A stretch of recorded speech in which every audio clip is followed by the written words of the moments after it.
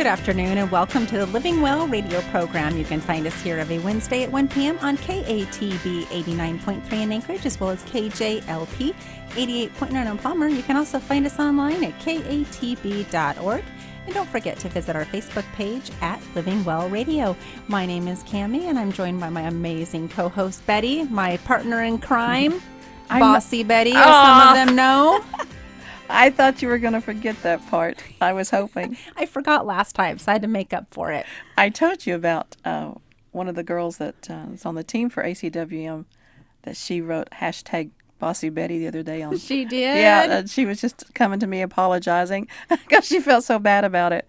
Oh, man. I told her not to worry about it. That is our brand recognition for Living Well. It's hashtag Bossy Betty. Well, she actually said, how about if we do hashtag Beautiful Betty? Oh. And I said, I much prefer that one.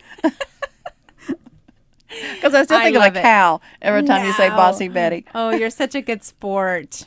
We love our general in charge here, Betty. Yeah. Well, I'll tell you what, we are so excited to have such a fun guest in here today. We have got Sherrie with the Downtown Soup Kitchen Hope Center. And I'm just delighted to be able to have a conversation with you, Sherrie. Welcome to the studio. Thank you. And thank you for inviting me. This is really a treat. Oh, we're going to have some fun just getting to know more about what you do and what your role is there. Mm-hmm. And this is what we love about having this show is learning about different resources right here in our community, not only how you serve women, but how women can get involved and help serve. So that's what we hope to accomplish here today. So again, thanks lots for to share. Yay, good. Why don't you just go ahead and tell us just a little bit about yourself and help our guests get to know you.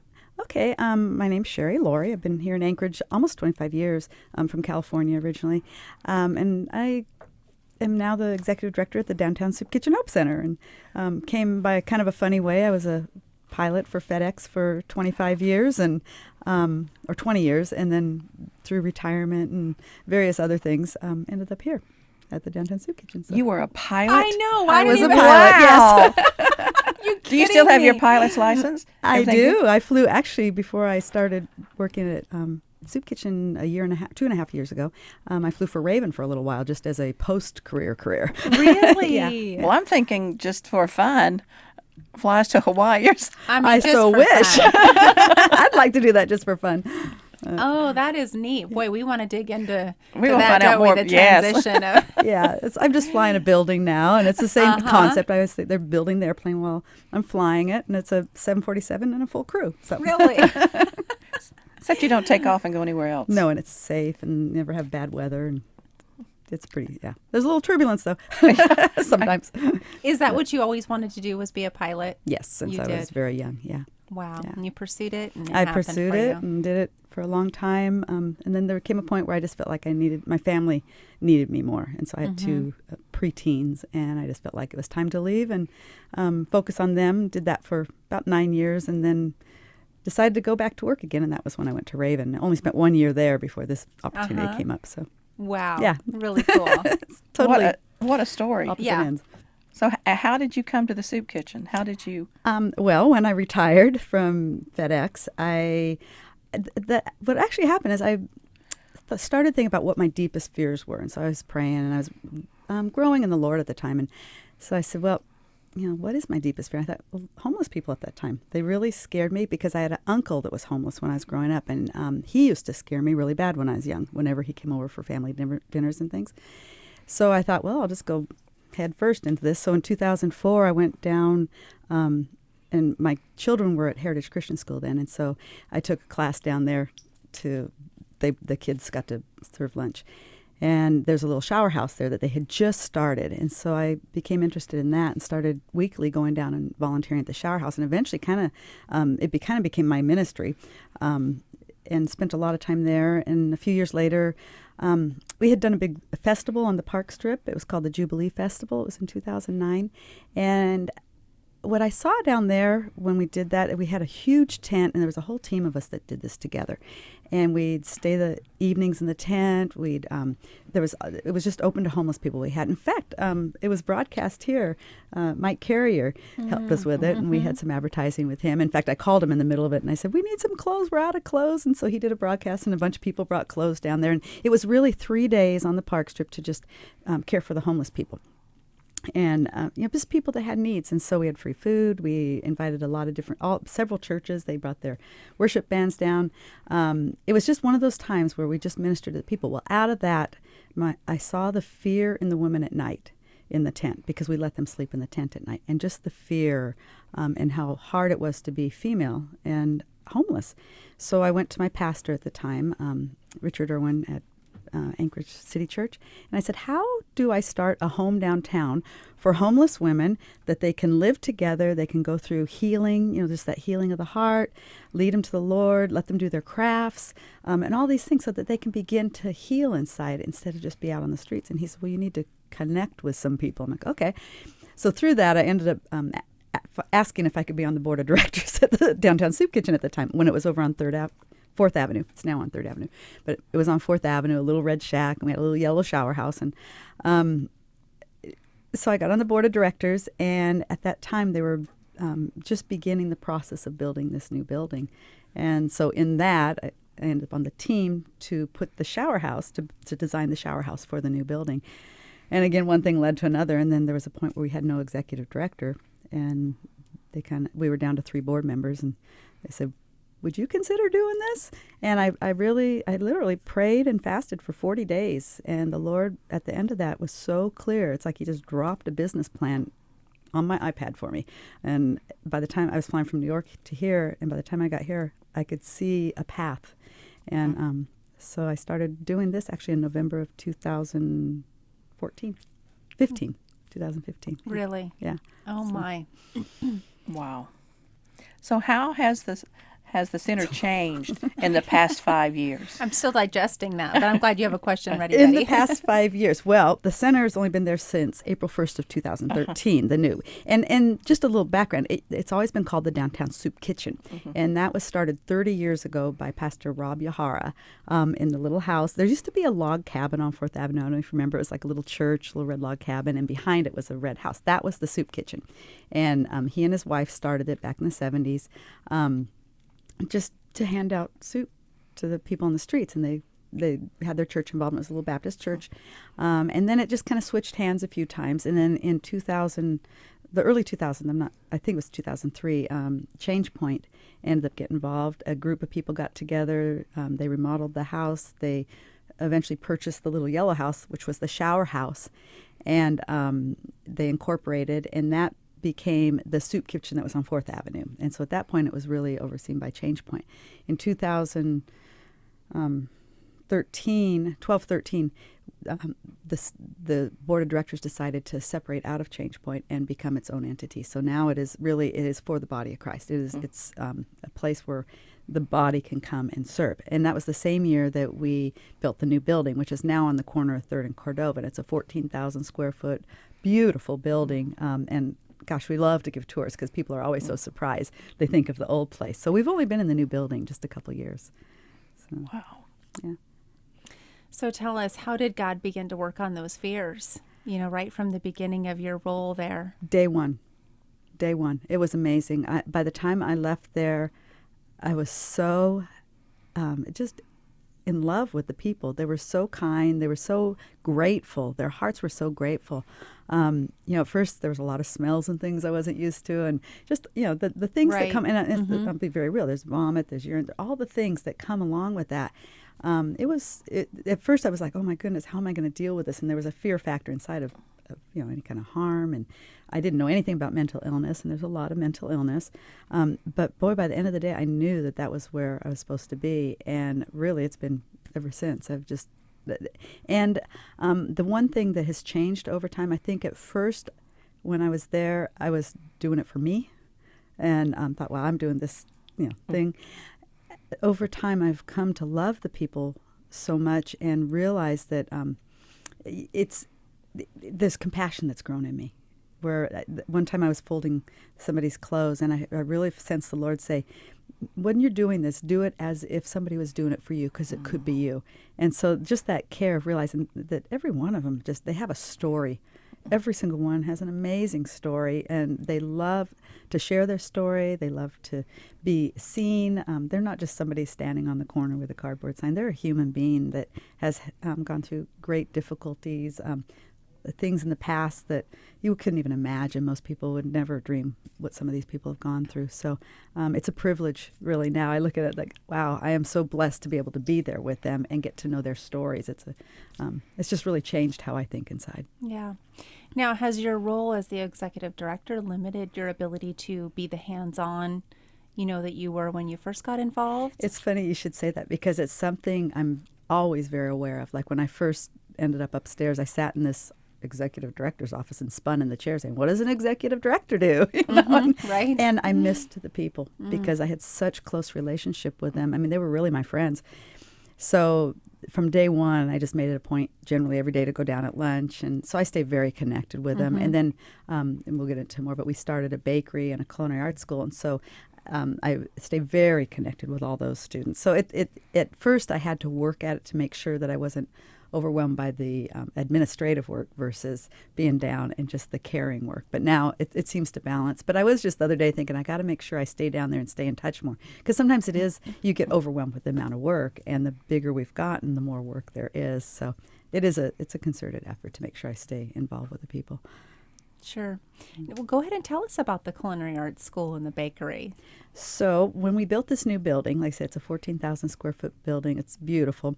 And it was way too big for what we were. We were serving 300 or 400 people a day, and we were just serving them lunch, which consists of a cup of soup, usually dessert, a really healthy sandwich, with some kind of protein in it, nice thick sandwich, and usually a drink. And so that was what we were doing from 12 to 1:30 every day for 30 years. So when we went to the new building, we moved everybody inside, because that was the intention, was to get people from instead of standing outside in line all year round where it's so cold, to bring them inside so they could sit down and be comfortable. So we brought them into this building, but the building was huge, and we did have the shower house in the building. So we did the shower house, laundry, and the soup, and that was wonderful. The shower house is a place where people can come in, and we usually take 24 people in the morning, and then at night we also have a women's shelter. In the women's shelter, 20 more women take showers. So they take showers, we're able to do their laundry for them. So that was all in place, but we had a dream of doing something more. And there's a place in Seattle called Catalyst Kitchen, and they have a program where people that are coming out of incarceration or on the streets that want to do that next step to begin to seek a job and get into housing and things like that, have a place that they can get some job skill training. So we connected. Our president of the board at that time researched a little bit, and we thought, well, this would be a really neat thing. They consult. So we asked them to consult what it would be like doing that here. And then various other things came into play, and it kind of got put on back burner for several years. So when I came into the job, I pulled out the paperwork on it, and I thought, this would be a really good thing to pursue. The former executive director had come up with the name Feed Me Hope, and that was Dean Williams, and he is now the head of the Department of Corrections, which is just God. He took him from that to that, and so he came up with the name. So he'd done a lot of the foundational work for it. So we pulled it out and started looking at it and thought this would be a really great thing to do. But God had a different way of doing this. So we, in 2015, December 1st of 2015, we opened up a women's shelter. And it was because Brother Francis had so much overflow. They were full every night, and there was no place for the people to go. So several churches began to take people in. They would take families, but they were still overflowing the single individuals. So this story gets really big. But so we, Dave Kuiper, who is also a pastor in town, came to us and said, what do you think about using the Downtown Soup Kitchen as an overflow shelter? And at that time, we weren't in a position to do it. That was 2014. He came again when I became the executive director and brought it up to us again. And so through prayer, a group of us, some from Brother Francis, from then Dave Kuiper and myself, we talked together and prayed about it and felt like it would be good to open a women's shelter. So on December 1st of 2015, we opened up a 30-bed women's shelter. Wow. And it was wonderful. It was, and I'll explain a little bit what our first three guests, how they really changed how we viewed a women's shelter. But so we took that women's shelter with 30 women coming every night, 7 nights a week, 365 days a year. And a while back, the Lord had given me a vision of a bakery, and I wasn't sure how it would work. And So there was an area in our building that looked like it would be perfect for a bakery. So we thought, well, let's just take the women in the shelter and offer them the chance to learn to bake. Well, about that same time, a gentleman came along. His name is Tom Christensen. He used to own Cafe Croissant and Crazy Croissant. Incredible baker. And so he came down just to talk to us, didn't realizing we were looking at him in a potential job position. And so we hired him as a baker. And he put this program together, and it's wonderful. We have 10 women at a time that come into the bakery. They get up every morning. They put on their white aprons and their little Feed Me Hope Bakery hats, and they bake incredible products. I mean, they're just ham and cheese croissants, kolaches, cookies, brownies, just so many things. There's wonderful things come out of this bakery. People just love it. We do cakes. We sell it out to the community, to cafes, or what is it? Side Street Espresso buys our things, the train station, and we're trying to market it a little bit more to more of the coffee stands around, but it's just really good things. So that started, and we thought, well, this is a good jump into this culinary arts program.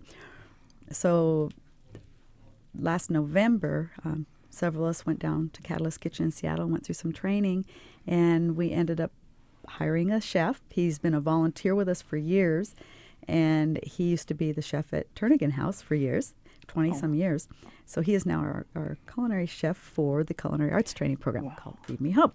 So that started in November. We put our first class through. We're now on our second class of 12 students. Or we actually started with 15 students. We have 12 right now that are going through a culinary arts training, 12-week program. So it's been amazing to watch God grow this. One of the really neat things that's come out of that, too, is we had a 30-bed women's shelter. Where this winter, there was still a lot of people not getting into shelter, and we were turning away women every night because there's a lot of women that want to. Ours is a dry and clean shelter, which means that there's no alcohol and they can't actively be doing drugs. Sometimes you can't tell because there is a lot of mental illness. It's hard to tell the difference at times. But they come into the shelter, and they needed more space. So we went up to a 50-bed shelter. This same day, 1 year later, December 1st, we went to a 50-bed shelter, and we're able to take overflow from Awake, or the ones that are getting out of Awake. They come out of Covenant House, the older teens that when they get full, especially in the really cold days, those 18 and over, the gals will come over. So we always have 50 people there. Sometimes it overflows a little bit of the overflow. But and so because of that, the culinary class, the way we arranged it was that the culinary class then would cook dinner for these women every night. So instead of picking them up at Brother Francis at 9 at night, we now pick them up at 6.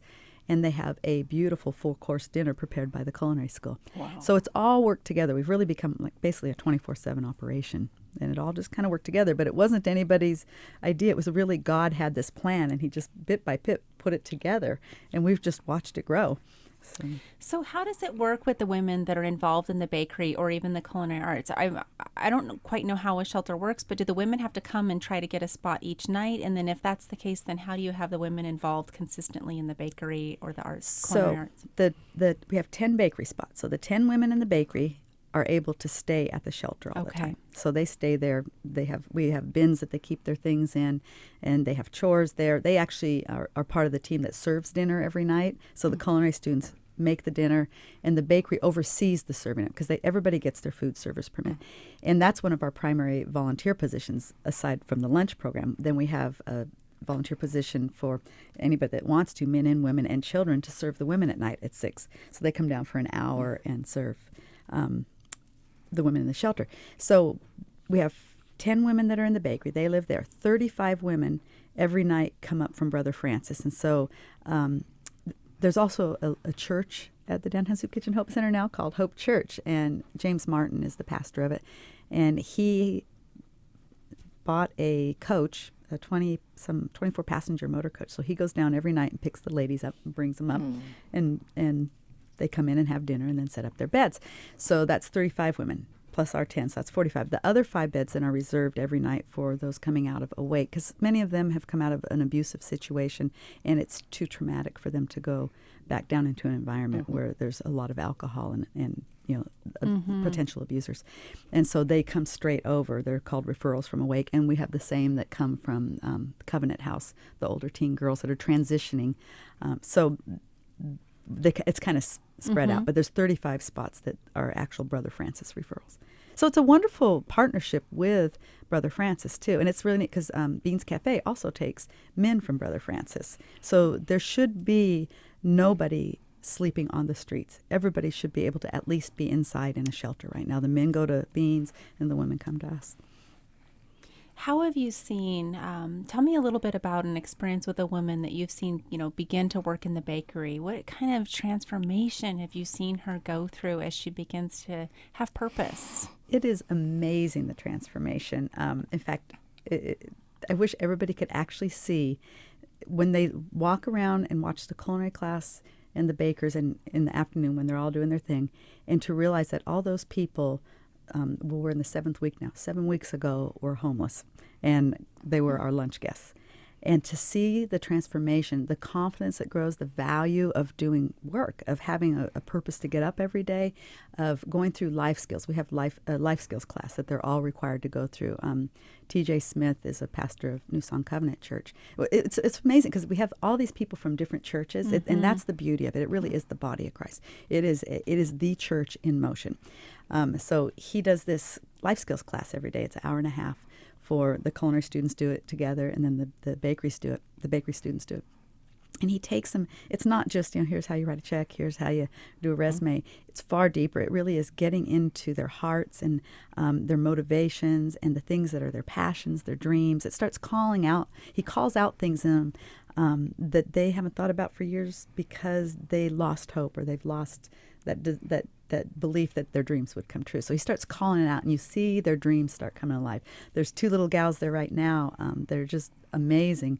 And they're talking about when they get done with the bakery, they want to go and do the culinary school, and then they want to be cooks on the Alaska State Ferry. That is their goal. They want to do that.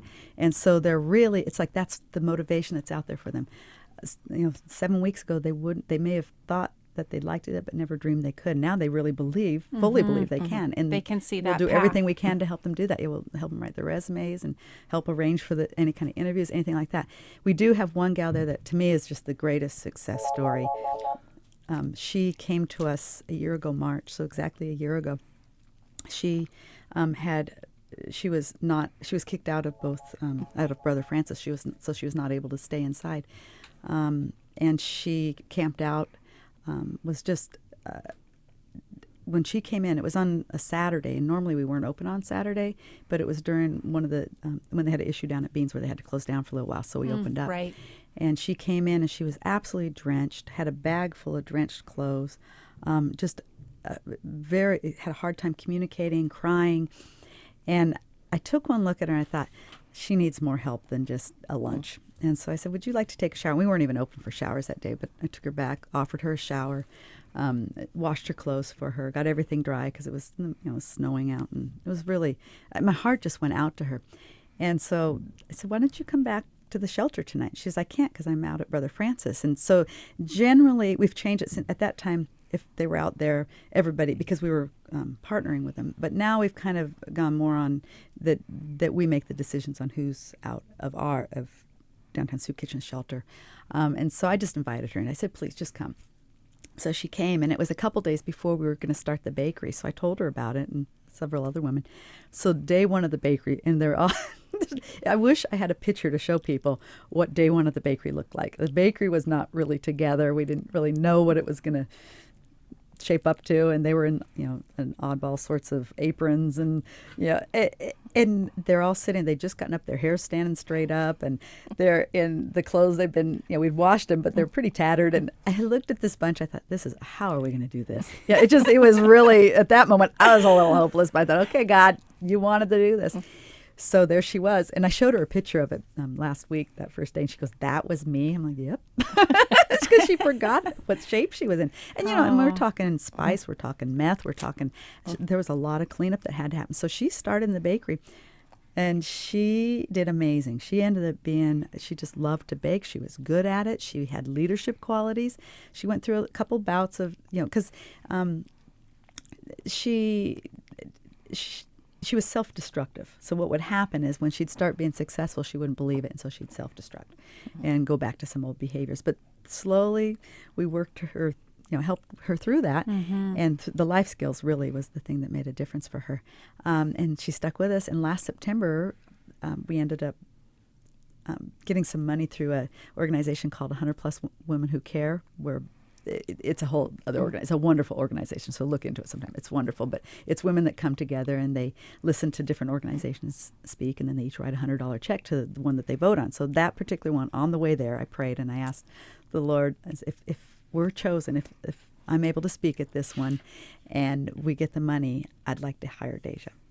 And so we got chosen out of, they had a hat and they picked 3, and then we were able to speak. And so we got the money from it.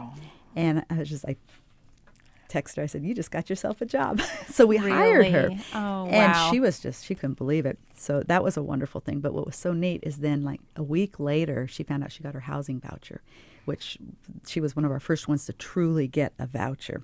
And so she got an apartment right next door. We gave her a key, and now she comes over every day. She oversees the bakery when our bakers, some other, when he's doing other things. She has become just a wonderful employee, and we just absolutely love her. And one of the most beautiful things is we took her back. The 100 Plus Women Who Care is a quarterly event.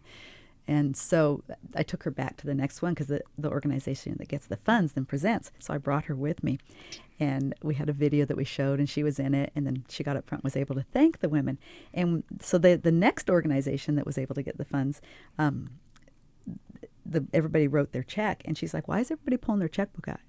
I said, they're writing their check for this organization. That's how you got yours. She goes, that's how I got my job? I said, yeah. She goes, people are that generous? I said, yes, they are. And she just started crying. She could not believe people could be that generous. And it just made her appreciate her job that much more, too. But so she's just my little, I just love her. She's your little poster child, isn't she, for the program? And but there's just joy. It's just wonderful to see her successful now. And today somebody's saying, well, do you want to go on the ferry and you'll be a cook? She goes, no.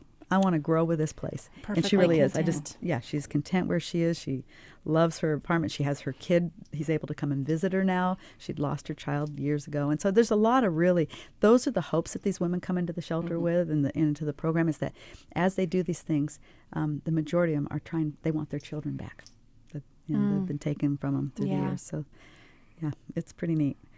I think one of the most beautiful pictures I have based on everything that you've shared is just seeing how the women would come into this program, or the men too, through the culinary arts, right? And then they begin serving their own community and their own peer group where they come from. I just can't even imagine the power in that. Yeah. Wow. Yeah, it's neat. Well, that story is incredible.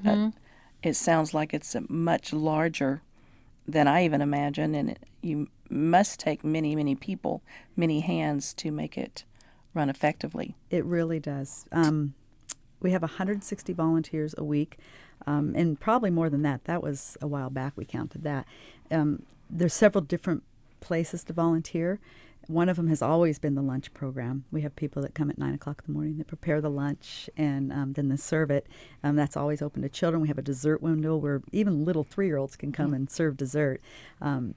And that's really a good experience for them. I've had mothers with 3 children, one on her back, and 2 little ones serving at the window. They all get their little aprons. And so that's a place where there's lots of opportunity to volunteer. The women's shelter, there's a huge opportunity there. And this is kind of my call out to the church right now, is we need people to come down and disciple these women. They are there from 6 p.m. in the evening until 8 a.m. in the morning. And they eat dinner. By 7 o'clock, they're done. And at 7 o'clock to 8 o'clock, before we get their mats out, is a wonderful time to come down and disciple these women. Pray for them. Do a Bible study. Do something that helps them grow, something that's relational, something that they know that be the hands and feet of Jesus, be real to them. And I just can't emphasize how important that is to come down for that time. So it's like I'm a call to the church to just come out and come and meet these ladies and come alongside them. They really, really need it, and they really appreciate it. So if there was an organization or a group of women that wanted to do this, how would they get in touch with you? They call me at 277-4302, which is our number. They can come down, just call, and I can set you up with an evening. Right now, the only evening that is occupied is on Wednesday night. We just started Celebrate Recovery, which has been very well attended. We have a new classroom upstairs for the culinary students, and so they do Celebrate Recovery up there. And boy, that's been full. We've done it 2 weeks, and it's a wonderful addiction recovery program for all the addictions, not just drug and alcohol. So that's been very full. So any other night of the week, wide open. And on Saturdays, this is another opportunity I keep opening up. On Saturday, that's the only day we don't serve lunch. And so I would love to have a group of people, and I'm always looking at young adults, like college to newly married before kids, that age group. If a group would come down, or even alternating groups, and take Saturday and prepare lunch on Saturday, because that is literally the only time that we don't serve a meal and don't have something for the people. We have a meal after church on Sunday, the rest of the week, but Saturday afternoon would be a wonderful opportunity for a group of people to come down and take ownership at that time. Okay, what would they need to do? Do they bring their own food, or they plan the menu? Plan the menu, and then we go to food bank, and we get a lot of donations from different places, Costco, Cars, Natural Pantry. Then we do a lot of stuff at food bank. So we don't have to purchase a lot of the food. It really does come in donation. So it's more just coming down. They'd have to get their food handler's permit. Somebody needs to be in charge, and come down and talk to us. And Vicki, who is our operations director in the kitchen, she would give them training and help them with all the different things, help them just a general how to meal plan for that many. We don't know how many would probably show up. I'm guessing on a Saturday, because there's no bus service or limited bus service, there'd probably be 200 to 300 instead of our normal 400 to 500. Oh, just 200 to 300. Well, that's not too many when you. I know, but someone like me, that I think, wow, that's a lot of people. So how do they get their food handlers license permit? It's really easy. You can go online, and it's through the municipality, and it's like $10. And they can also get them there. We generally, what we do is we just put people through. I buy a bunch of them beforehand, and then people just sit down there and take them. So a lot of our volunteers. So that would be a good idea for a youth group or a young adult group. Absolutely. I think we're just about out of time, but I wanted to ask you one other question. If there's a group of ladies that would like to come down and do a Bible study or something along that sort with the women, what do you think would be, how would you start? Where would you want them to start? What would you want them to talk about? I think always the best place to start is Jesus. Yes. Right. We really really agree on that. Yes. It's just like, so that they know how loved they are. They need to know the Father's love. They need to know the forgiveness of Jesus. They need to know that there's nothing that he can't forgive. So those are really main topics. They need to know that they have destiny. They need to know their value and worth.